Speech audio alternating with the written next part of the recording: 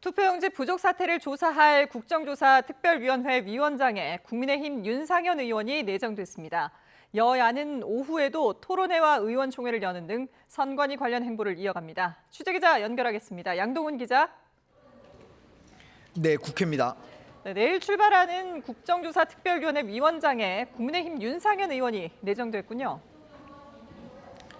네, 여야는 투표용지 부족 사태 진상규명을 위한 국정조사 계획서를 내일 국회 본회의에서 의결할 예정입니다. 위원장은 국민의힘이 맡기로 했고 위원 18명은 민주당 9명, 국민의힘 7명, 비교섭단체인 조국혁신당과 개혁신당이 각각 1명씩 참여하기로 했는데요. 국민의힘이 오늘 당내 인선을 발표했는데 위원장은 오선 윤상현 의원, 간사에는 서범수 의원, 위원으로는 김은혜, 신동욱, 박수민, 주진우, 최보윤 의원이 참여합니다.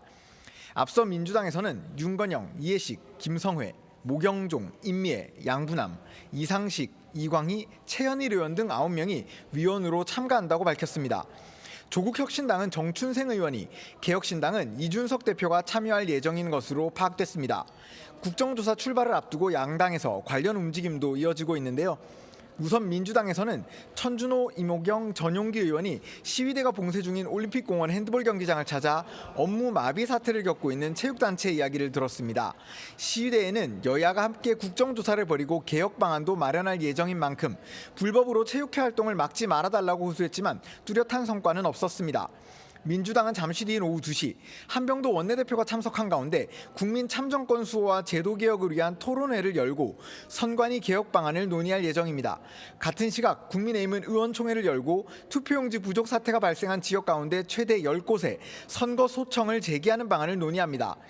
장동혁 대표는 전국 재선거 주장을 이어가고 있지만 당내 여론은 호의적이지 않은 상황인데 의원총회에서 공방이 이어질 전망입니다. 이런 가운데 여야는 국회 하반기 원구성과 관련해 법제사법위원장과 정무위, 산자위 등 주요 경제상임위위원장직을 양보할 수 없다며 맞서고 있습니다. 앞서 민주당은 18일, 그러니까 내일을 원구성 완료 목표 시한으로 제시했지만 이번 주 내에 협상을 마치기는 어려울 것으로 보입니다. 전당대회를 앞둔 더불어민주당에서는 당권파와 비당권파 간의 갈등이 이어지고 있다고요?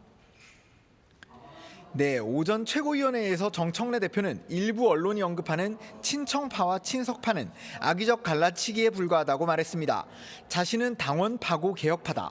민주당은 모두 이재명 정부의 성공을 바라는 친명이라고 강조하며 당내 분열 논란에 대한 진화에 나섰는데요. 하지만 비당권파 강득구 의원은 대통령이 달리는데 당 대표 등 지도부는 브레이크를 밟고 있지 않았는지 묻는다며 정 대표를 곧장 직격했습니다. 이기현 의원은 자신의 SNS에 여당 대표는 억울하거나 아쉬움이 남더라도 정부의 성공을 위해 한 걸음 물러설 수 있어야 한다며 직접적으로 불출마를 요구했습니다. 한편 유럽 순방 출발 때 이재명 대통령이 차기 당권 경쟁자 김민석 총리만 초대하고 정 대표는 부르지 않아 논란이 일었는데 내일 귀국길에 정 대표가 마중을 나갈지도 관심입니다. 국민의힘 장동혁 대표를 두고 사퇴론이 분출하고 있죠.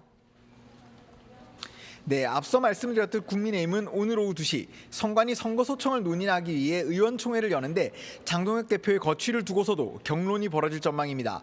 특히 당내 소장파로 꼽히는 대안과 미래 의원들이 전원 참석해 발언에 나설 예정인데요. 사퇴를 요구하는 목소리가 점점 커지는 가운데 장 대표는 재선거와 올림픽공원 봉쇄 등을 언급하며 사퇴 요구를 거절하고 버티고 있습니다. 어제에 이어 장 대표 등이 올림픽공원을 또 방문할 가능성도 제기되는데 이럴 경우 장 대표가 없는 의원총회에서 성토회장이 벌어질 수도 있습니다. 오세훈 서울시장은 오늘 서울중앙지방법원에서 열린 재판에 출석하면서 장동혁 지도부는 수명을 다했다며 의원총회에서 지도부의 거취에 대해 충분히 논의해달라고 말하기도 했습니다. 지금까지 국회에서 YTN 양동훈입니다.